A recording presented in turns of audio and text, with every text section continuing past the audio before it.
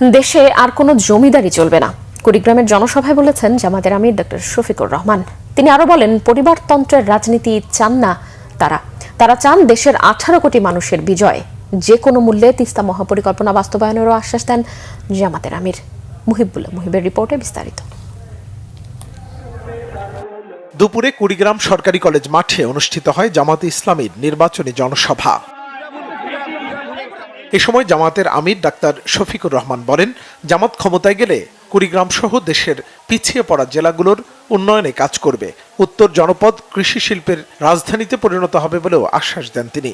সেই দিন কথা দিয়ে যাচ্ছি, বাংলাদেশের সবচাইতে পিছিয়ে পড়া, সবচাইতে বঞ্চিত জেলার নাম হচ্ছে কুড়িগ্রাম। এই কুড়িগ্রাম থেকে আমাদের উন্নয়ন শুরু হবে ইনশাআল্লাহ। কোন দাবি জানাতে হবে না, এটি আমাদের নৈতিক কর্তব্য হবে। এদিকে লালমনিরহাটে হাতীবান্ধার হেলিপ্যাড মাঠে জামাতের জনসভায় বক্তব্য দেন জামাত আমির ডাক্তার শফিকুর রহমান।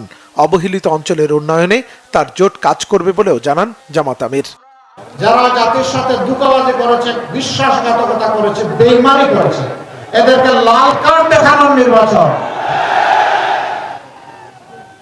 এই নির্বাচনে এদেরকে বলতে হবে এনাফ ইজ এনাফ, অনেক হয়েছে, এখন রাজনীতির ময়দান থেকে সরে যাও। রাজনীতির নাম ব্যবসা নয়, রাজনীতির নাম চাঁদাবাজি নয়, রাজনীতির নাম দুর্নীতি নয়, রাজনীতির নাম মামলাবাজি নয়, রাজনীতির নাম মানুষকে কষ্ট দেওয়া নয়, রাজনীতির নাম আমার মায়ের গায়ে হাত দেওয়া নয়। অন্যদিকে টাঙ্গাইলের শহীদ স্মৃতি পৌর উদ্যানে আয়োজিত নির্বাচনী মহাসমাবেশে অংশ নেন ডাক্তার শফিকুর রহমান। এ সময় জোট মনোনীত প্রার্থীদের হাতে প্রতীক তুলে দেন তিনি। মুহিব, বাংলা ভিশন, ঢাকা।